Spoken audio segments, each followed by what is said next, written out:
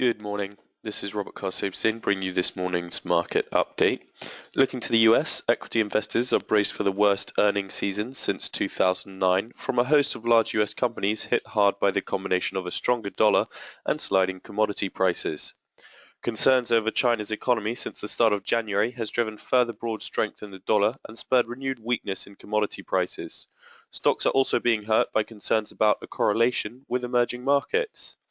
With the risk of the first annual decline in earnings and revenue since 2009 looming, investors are questioning the longevity of the current bull market that began nearly 7 years ago.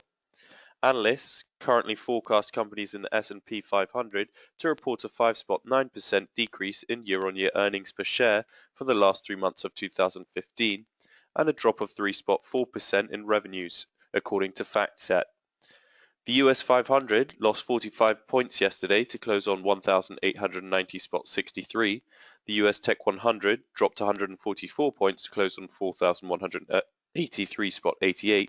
And the Wall Street fell 316 points to close on 16,158. Looking at commodities, gold added $9 yesterday to close on $1,095.20. While Brent crude dropped 62 cents to close on $30.20 a barrel.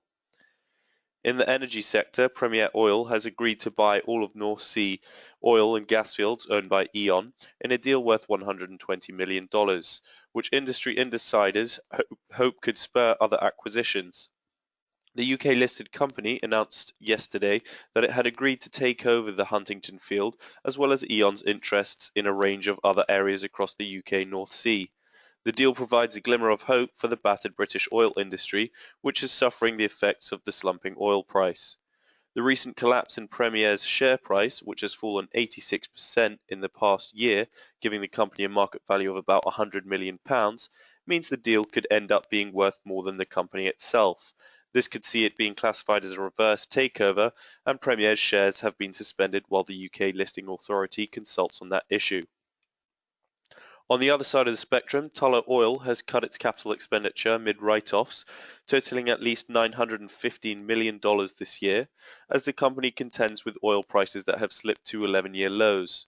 Tullow said it would cut its capital expenditure to $1.1 billion in 2016 from $1.7 billion in 2015, and is looking at additional opportunities to reduce it further. It also said it had spent $200 million less than expected in 2015, causing Tullow's shares to jump more than 9% to 135 pence after the update on Wednesday, having slid to an 11-year low on Tuesday. In Europe, stocks are falling after the oil price volatility helped drive Wall Street to its biggest drop in 3 months.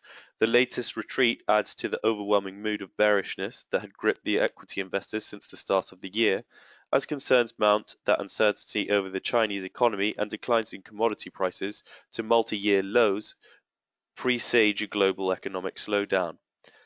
The Germany 30 dropped 250 points to close on 9,774.8, and the UK 100 lost 75 points to close on 5,860.3. In today's corporate news, Statoil bought 12% stake in Sweden's London Petroleum.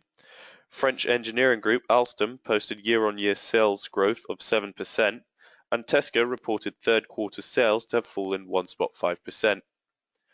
Today's economic data in focus at 12 o'clock, the Bank of England asset purchase facility and interest rate decision are released for January. At 12:30, the ECB monetary policy meeting takes place.